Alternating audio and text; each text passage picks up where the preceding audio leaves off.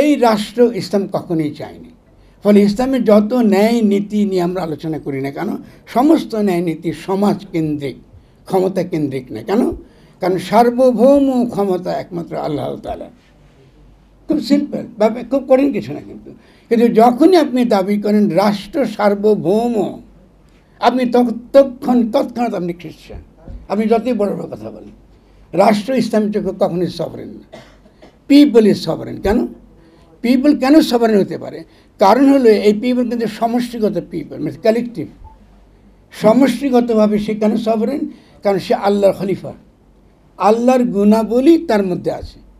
ফলে সে কিন্তু সমষ্টিগতভাবে একটা রুহানি সত্তার অধিকারী হতে পারে। এখন এই যে রুহানি সত্তার অধিকারী একটা সমাজ যখন অর্জন করে, এটাকে আমরা বলতে পারি রাজনৈতিক জনগোষ্ঠী যারা রুহানি সত্তার অধিকারী, এবং তারা পরস্পরের সঙ্গে একটা সামষ্টিক, একটা আধ্যাত্মিক সম্পর্কে জড়িত।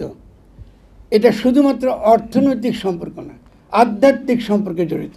আপনি আমার খালাতো ভাই হতে পারেন, মামাতো ভাই হতে, আমার আপন ভাই হতে পারেন, আমার আপন বাবা হতে পারেন, আমার মা হতে পারেন, কিন্তু আপনার সঙ্গে আমার সম্পর্ক একমাত্র আল্লাহর মারফতে, mediated by the divine experience, যেটাকে আমরা ইসলামে বলি শাহাদা।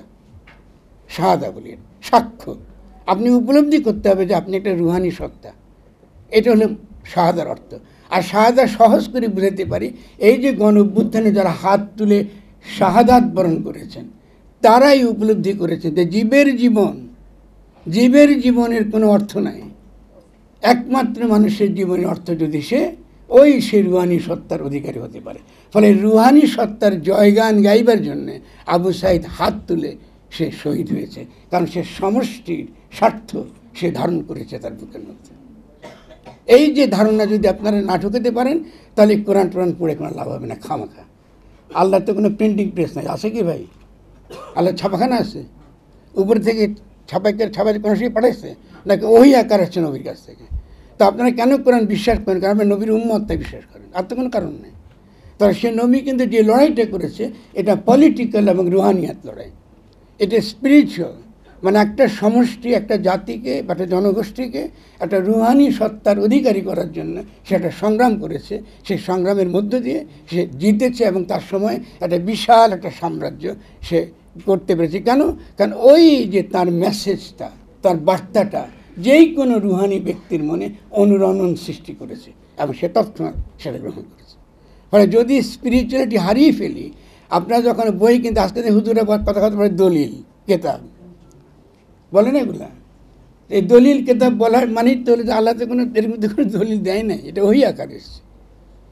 তার কোনো দলিল লেখে নাই, মুসলমানদের সঙ্গে আল্লাহ কোনো চুক্তি করে নাই, আপনি মুসলমান হোসেন বলে জন্মের সূত্রে আপনি বেহেশতে যাবেন, এরকম কোনো দলিল করে নেই। আমি বলেছি আমার আগে আরও প্রচুর যারা এসছেন, যত নবী রসুলরা এসছেন, এবং অন্যান্য যেসব জাতির মধ্যে পথ প্রদর্শক এসছেন, তা আল্লাহর তরফ থেকে এসছেন। তাহলে ইসলাম এত বড় উদার একটা ধর্ম, যার মধ্যে কোনো সাম্প্রদায়িকতা নেই, যার ঔদার্য অসাধারণ। সে যে কোনো ধর্মের মধ্যে আরও নবী রসুল আল্লাহর তরফ থেকে পথ প্রদর্শক এসেছে, এটা সে অকাতরে স্বীকার করে, আর কোনো ধর্মে স্বীকার করে না। তো এই ধর্মের কোনো সাম্প্রদায়িকতা থাকতে পারে না। থাকতে পারে কি বলুন? থাকতে পারে না। তো আমি এই জায়গার গিয়ে আমি আপনাদেরকে আরও কিছু প্রশ্ন তুলব। সেটা হলে সাম্য, মূল সাবজেক্টের মধ্যে একটা হলে এই, আপনি যদি ইসলামের দিক থেকে এই ধারণাটা, সমতার ধারণাটা আমরা আলোচনা করি, আমরা দেখব ইসলামের সমতার ধারণাটা আইনি কিংবা পলিটিক্যাল না। আইনি, ভাই আইনের এখানে আসে, মানে আইনের অধিকার, আইনের চোখে সমান, এটা ইসলাম বলে না।